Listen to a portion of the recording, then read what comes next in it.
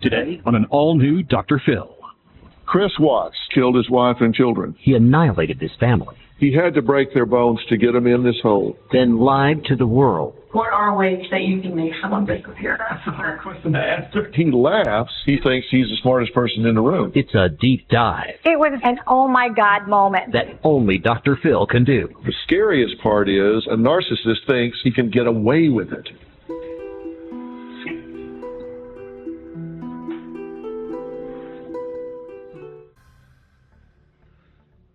It was an unthinkable crime that left people asking, Dr. Phil, who does this kind of thing? Chris Watts, a handsome and seemingly doting husband and father, seemed to have it all. He and his wife, Shanann, had 2 beautiful daughters and a son on the way. Then, in the early morning hours of August 13th, Shanann and the children mysteriously disappeared. Chris went on TV and begged for his family's safe return. But oddly, he didn't shed one single tear. And then in a disturbing twist, Chris Watts is arrested, charged with their murders, and even more horrifyingly confesses to disposing of their bodies in a heartless and shocking manner. So what kind of man would do such a thing? Well, behind the smiles of this picture-perfect family were dark secrets that led to murder, and we're going to talk about how you can see those things coming. We're going to talk about it now. Take a look.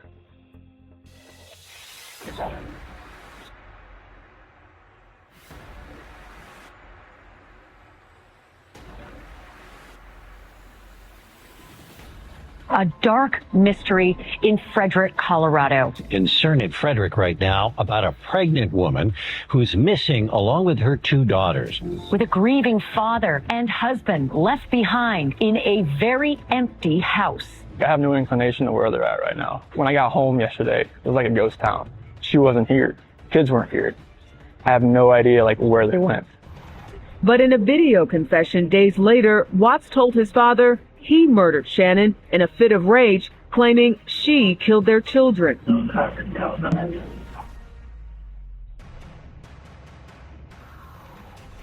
The husband of a missing pregnant woman is in jail and now charged with her murder. The day Watts killed his family, he called his daughter's school to say they would no longer be attending, and he also contacted a real estate agent about selling his home. The innocent laughter of children is gone. Mommy has a baby in her belly. And the story of a once growing family ended. We live in Colorado, and he's the best thing that has ever happened to me. Despite portraying a happy family on social media, text messages between Shanann and Watts in the weeks leading up to the murders showed a fractured relationship. Prosecutors say Watts killed his family because of an affair he was having with a co-worker, Nicole Kessinger. In a recorded interview with police the day Shanann and the girls were found dead, Kessinger appeared distraught. So sad, and she's pregnant. They're so cute. They're so little. Now the question remains, where are their bodies? Now, Chris Watts, who everyone described as calm, loving, and sweet, had murdered his children and wife in cold blood. He allegedly told investigators where to find their bodies on a property owned by the company he worked for. If the senseless deaths of their loved ones weren't enough, the discovery of their bodies was gut-wrenching. Shanann's body was found in a shallow grave near the girls' bodies, submerged for days in storage tanks filled with crude oil. Christopher Watts has been charged with 3 counts of first-degree murder and 3 counts of tampering with evidence. His motive was simple, Your Honor. He had a desire for a fresh start. He had a divorce. You don't annihilate your family and throw them away like garbage. Court sentenced murderer Chris Watts to life in prison for killing his pregnant wife and daughters. I trusted you to take care of them, not kill them. And they also trusted you. You heartless monster. Prison is too good for you. Now, I'm here with my really good friend Nancy Grace. She is an American legal commentator and television journalist, as well as founder of Crime Online. So Nancy, welcome. Please welcome Nancy Grace.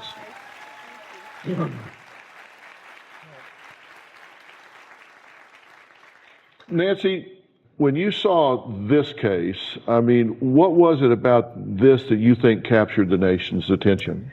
While Chris Watts, is trying to figure out how he's going to get with his lover. I mean, his wife was only gone a couple of weeks to see her family, and bam, everything was over in those few weeks. She was out buying self-help books. And just thinking of her, in the bookstore looking for self-help books, how can I improve myself? And the whole time your husband is plotting your murder. One of the things that I've noticed, and I've been involved in forensic psychology I did a postdoctoral fellowship in forensic psychology immediately when I graduated. So I've been doing this for 40 plus years, and you see certain characteristics and traits in these people, and he started making really dumb mistakes really early, which narcissistic people often do because they see things only from their point of view. Now, before I play the interview, I want you to watch for some of the signs that we look for when you're doing a behavioral analysis, when you're looking at the psychology of a criminal. He doesn't refer to his family in any kind of intimate way. He doesn't use their names. It's called distancing. He uses pronouns like they and those kids. He only says their names one time. He says Shanann once, he says Bella once, and when he says Bella, he talks about her in the past tense, like she is already dead. And then I also want you to look at his physical distancing.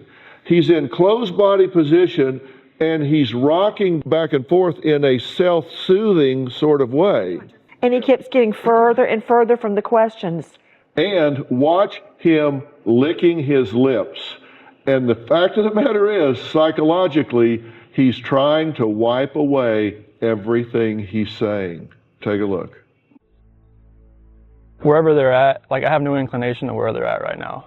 I've exhausted every friend that I know of, and every friend that I have has called friends that Shanann has that maybe I didn't know about. And it's just it's vanished. She's not, when I got home yesterday, it was like a ghost town. She wasn't here. Kids weren't here. I have no idea where they went. And it's just earth shattering. I don't feel like this is even real right now. It's like a nightmare that I just can't wake up from. Bella was going to start kindergarten next Monday, and they were just getting ready to start back again. I'm just hoping right now that she's somewhere safe, and maybe she's there. But right now it's just if she's vanished, I want her back so bad. I want those kids back so bad. There's no cameras in the backyard or anything like that, so it's really hard to even suspect anything right now as far as how she could have left, or if someone came picked her up, or if somebody took her. I've never seen something like this in my lifetime unless it was on TV or a movie, and this doesn't seem real at all. It just seems like I'm living in a nightmare and I can't get out of it. I just want them home so bad.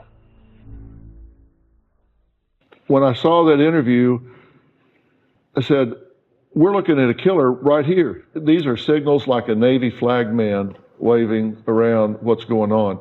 All right, now coming up, after Shanann Watts and her children were reported missing, police went to search the house and talk to her husband, Chris. They videotaped the whole thing. We're going to show you that video and tell you why police may have already thought he was the main suspect. We'll be right back.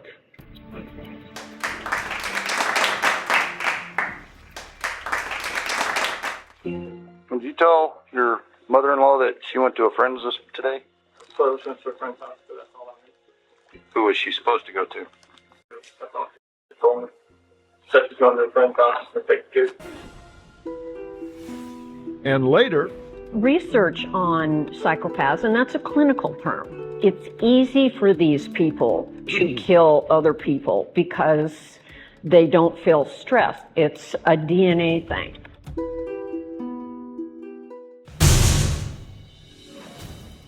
New video obtained shows the moments after Chris Watts murdered his pregnant wife and 2 young daughters. It comes from a neighbor's security camera. It shows Watts walk out of his home in Frederick, then backs his truck up in the driveway, parking it so a portion of the bed is in the garage. It also shows Watts walking around his truck and putting items inside, including a red gasoline can. Then Watts drives away from his home.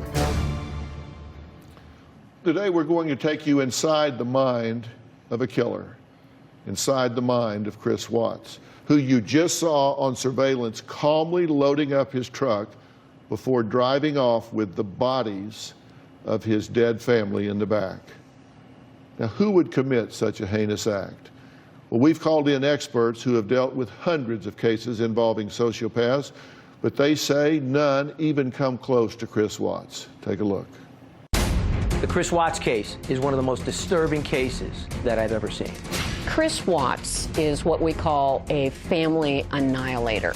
I haven't seen many cases like this because family annihilators usually commit suicide after the murders. Chris didn't do that. Chris is also a narcissist. He is the most important person in his world. And he's also a psychopath. And a narcissistic psychopath is a really bad combo.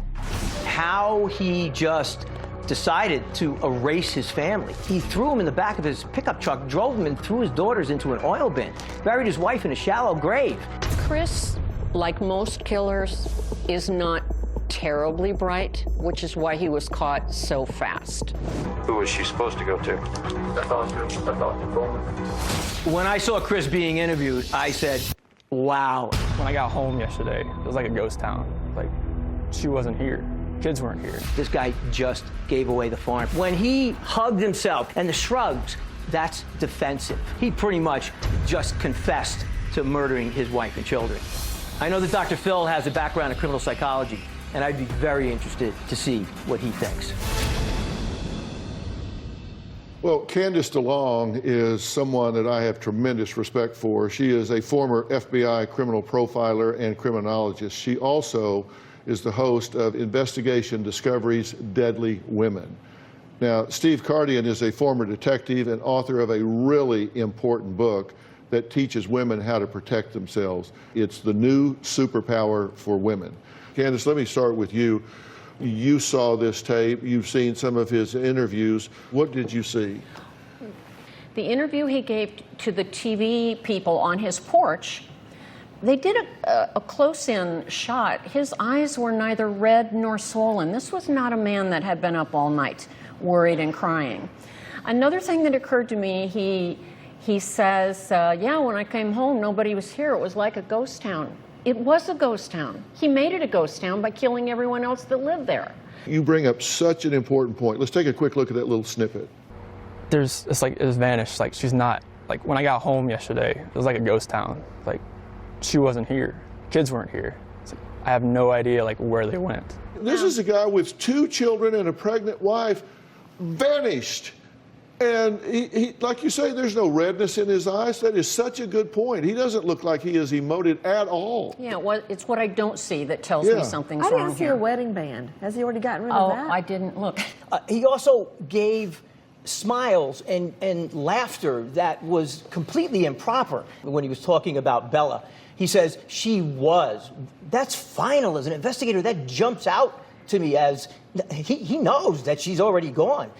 And people that are narcissistic and think they're getting away with something, it's called duping the light. They can't help but gloat when they think they're pulling the wool over your eyes.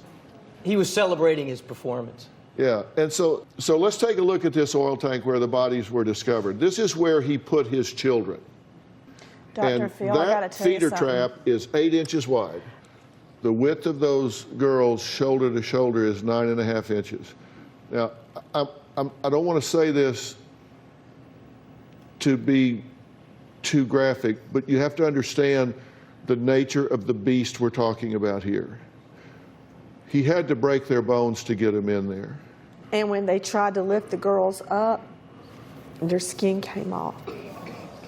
They called it, doctors always have nice words for things. They called it degloving because He left them there. So when you say, Dr. Phil, who does this? Who does this is a malignant, narcissist psychopath. That's what makes these people so dangerous. Coming up, after his family vanished, Chris Watts wasn't acting like a grieving husband, as we say. He certainly wasn't acting like a grieving father. Now we know the man begging for his wife and daughters to come home had killed them all. We're going to look for more hidden clues in his interviews next and talk more about what pathology lies inside this individual. And we're going to talk about the fact that these predators are walking among us. We'll be right back.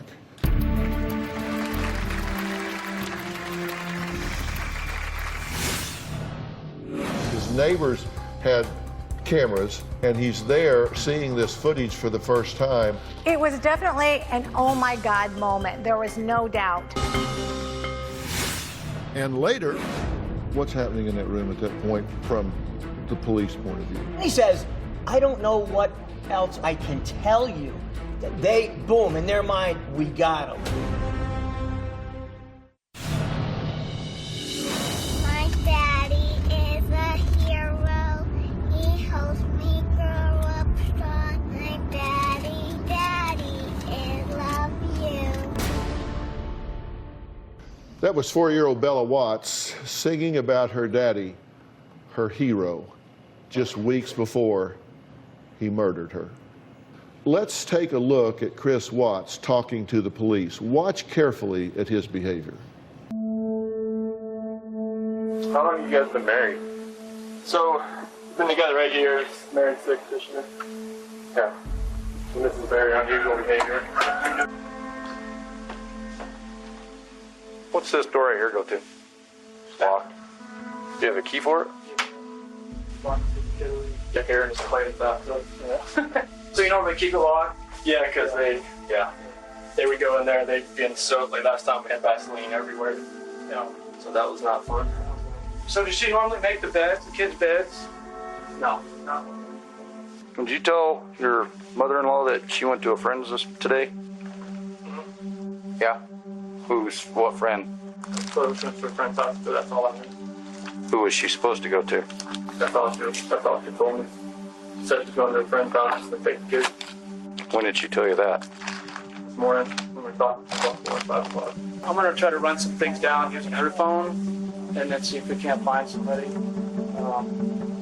If nobody's heard anything at all, then we'll probably pull the trigger with this. Go that route.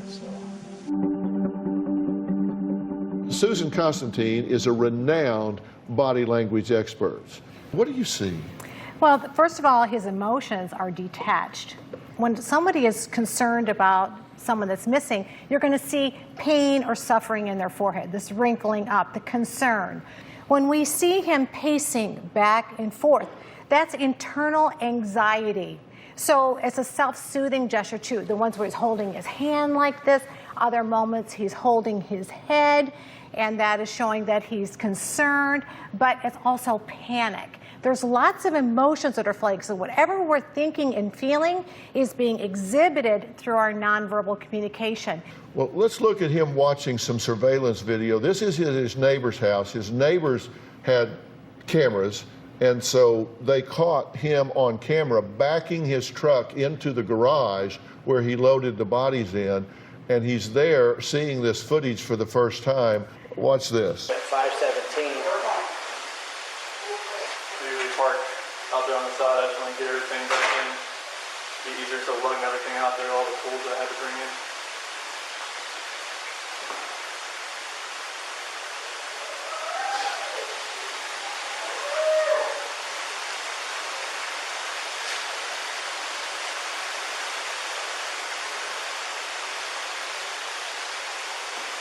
Do you think this may be the first time that he thinks, holy I'm caught? It was definitely an oh my God moment. There was no doubt. So when he was first looking at the video, it didn't hit because he didn't know that what he was about to see. The minute he saw that, oh my God, that's when his hands came up. He started to pace. And if you look at it close, his flushing. He turns his back to it. He doesn't want to look at it. He can't. He can't look at it because it's one of those oh my God moments. He almost has to deflect from it. Well, after Chris left, the police spoke to his neighbor alone. All right, appreciate your time. Thanks. Hopefully something comes up. Yeah.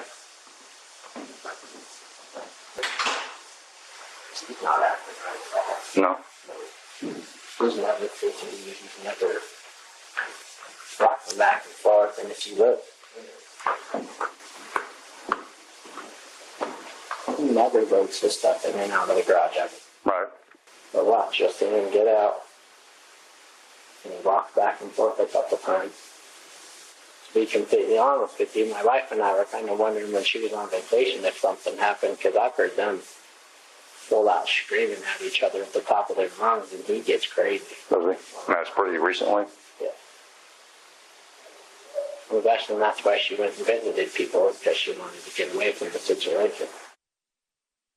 Coming up next, inside the room where Chris Watts was interrogated for more than 6 hours, you won't believe the reason he laughs when he's being questioned about killing his wife and his children. Plus what his mistress told police. That's next.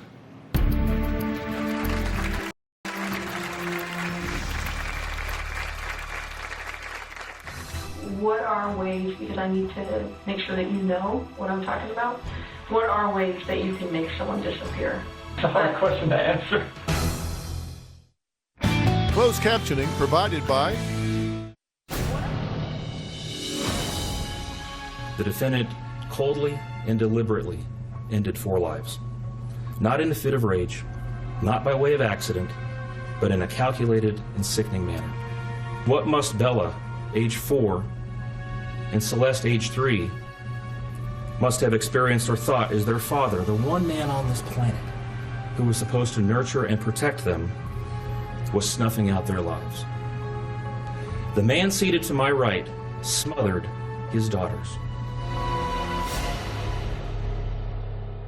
The heinous murders of Shanann Watts and her young daughters Bella and Celeste has people asking what kind of father could be such a monster that he not only kills his pregnant wife but his 2 beautiful little girls. Well, the answer is someone with a narcissistic personality disorder. The scariest part is a narcissist actually thinks he can get away with it. And they get caught so easily because they don't look at the other points of view. Take a look at this video of Chris being interrogated and pay attention to the very end. What are ways, because I need to make sure that you know what I'm talking about, what are ways that you can make someone disappear? I mean, it's like, it's hard. And I know this stuff. It's a hard question to answer. Right. Because I didn't have nothing to do with this disappearance. Right. So Yeah, now he laughs and he smiles because at this point, he still thinks he's the smartest person in the room, right? Yeah. He still believes he's the smartest person in the room. They always do. Research on psychopaths, and that's a clinical term, and the hallmark is that they don't feel guilt, remorse, or empathy. It's easy for these people to kill other people because they don't feel stress. There's been research on psychopaths that oftentimes their pulse doesn't even increase when they're committing a crime. Or lying on a lie detector test. They don't get nervous like the rest of us do. It's a DNA thing. There is a difference between the irresistible impulse and the impulse not resisted. Now think about that. There is an irresistible impulse where something happens and you just don't have the ability to resist. You know, a crime of passion or something where you're blackout rage, you're just so incensed you cannot control yourself, versus the impulse you choose not to resist. And there's every indication that this was a premeditated crime. He did not snap. No, he did right? not snap. You don't believe he snapped? Absolutely not. Snapping is when sudden emotion and shock happens. You walk in the door of your home, you go in the bedroom, and your spouse is with your sister or something like that, and you just lose it, and you might pick up a lamp and throw it. That is snapping.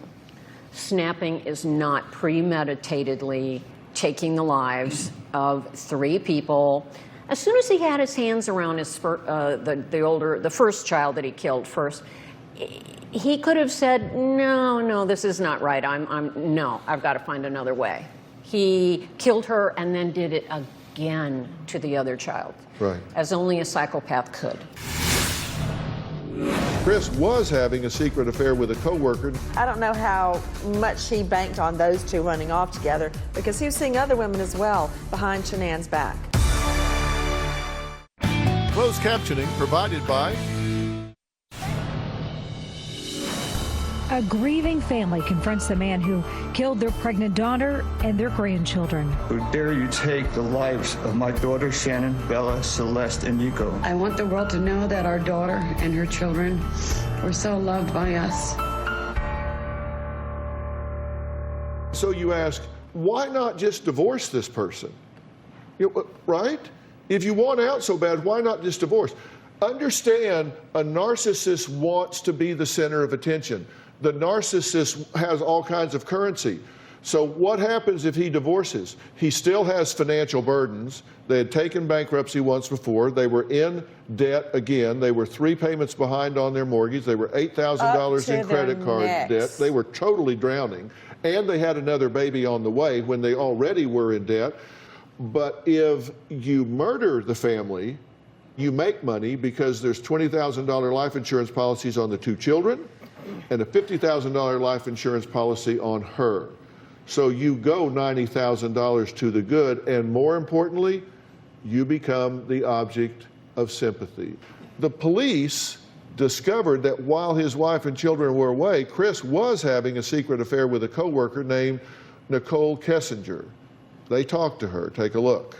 I think a lot of people are going to probably assume that I was the catalyst for his movement, but I don't think, not me like instructing him, but him deciding to do that because he had me in his life and because he was so infatuated with what we had going on. But I try to put the reason to it at the end, why would you wipe out your family to be with me? It doesn't compute. It's how would that go? Hey, my family just disappeared, and you think that I'm gonna just not be concerned about that? Okay, and by the way, take a look at that picture of her and his wife. Do you notice they look an awful lot alike? Dr. Phil, though, wait, hold on a moment. Nicole Kessinger should not feel that special, okay? Because he was meeting people on Tinder. I don't know how much he banked on those 2 running off together, because he was seeing other women as well behind Shanann's back. Yeah, if they'll do it with you, they'll do it to you. True. Let's look at this Tinder tape. And we just met at the parking lot at Chick-fil-A. I don't know, it sounds funny. And I got something to drink, and then we went back to my house, and he was rough, as in, just pulling my hair and putting his arms around my neck. It was like a rape fantasy thing. That's how I, describe it. So really, I just remember thinking, what the when he left. And again, we're showing him no impulse control, immediate gratification, and no sense of how this is going to play once your family disappears. What are you going to tell your girlfriend? All right, next, the telling text Shanann sent her friend before she was killed. We'll take a look at that when we come back.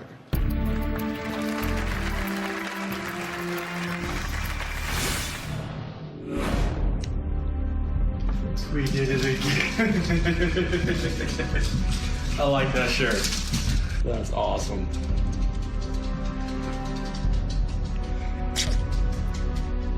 Guess when you want to, it happens.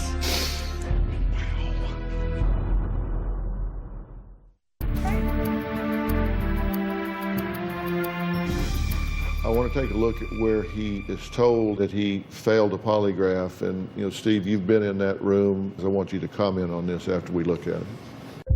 Do you know where Shanann is now? No.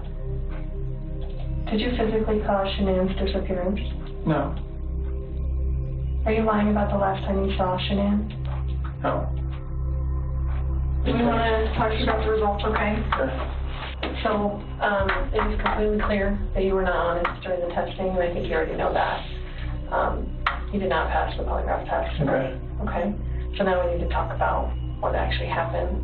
And I feel like you're probably ready to do that. I didn't lie to you on that polygraph, I promise. Chris, I'm Chris, stop. It's time. Just stop for a minute. Take a deep breath.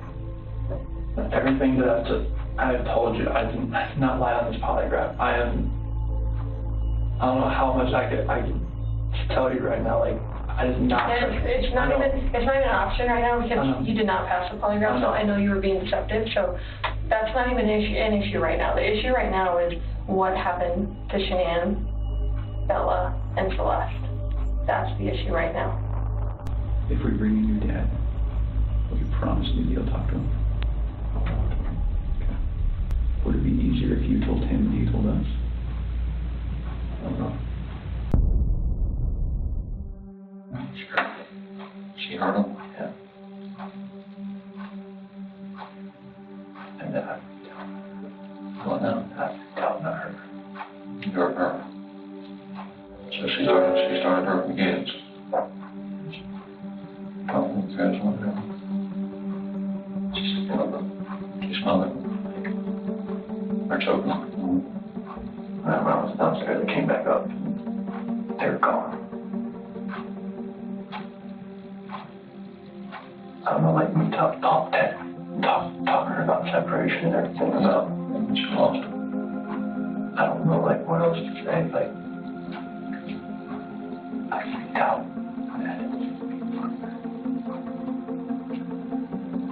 I was on my kid.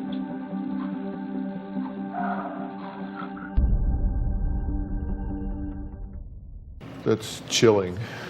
What's happening in that room at that point from the police point of view? When he says okay, it's not something an innocent person. He's confirming that he failed the lie detector test. And then he says, I don't know what else or what I can tell you.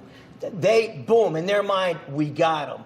What was the moment? What was the first identifiable moment or behavior that indicated that this was going to happen? He didn't want a third baby. He was afraid. He couldn't financially afford that.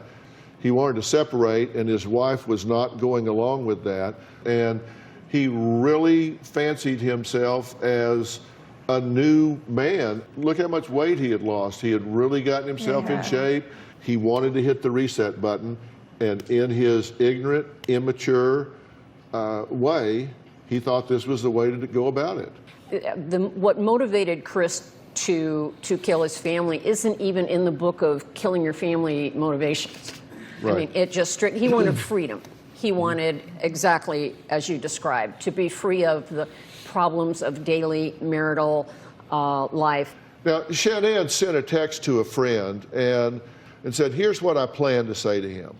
I know that you need time. I want to give you what you're asking for and respect your space. It is not healthy for me or Nico. I need you to just give a little bit of what I did or didn't do. So I'm not going crazy. She's saying, tell me. In my head, to figure it out. I know I can't fix this by myself, that we are going to have to work together. And while she's planning this, he's planning her murder. We'll be right back.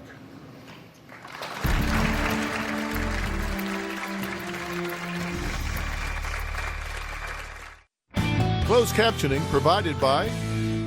What do they need to know to understand and protect themselves? any man's that's in a similar situation, don't be afraid to speak up. You know, I do not want another child, or we're spending too much money. The kids are not going to private school. Release some of the pressure from the marriage, and it might just get better. And from the woman's point of view, or for the wife's point of view, if your husband is under a lot of pressure and is pulling away from you, you need to be very vigilant. And if he is seeing another woman, that woman has his heart, and you are in trouble. Take precautions. Leave if you have to. Nancy? You know, Dr. Phil, I'm just so overcome with the sadness of this case. What I take away from this is the truth. This is what happened. And if you are in a relationship and you're the only one in it, and you're trying and trying and trying, if you've got a guy like Chris Watts, it's not going to get better.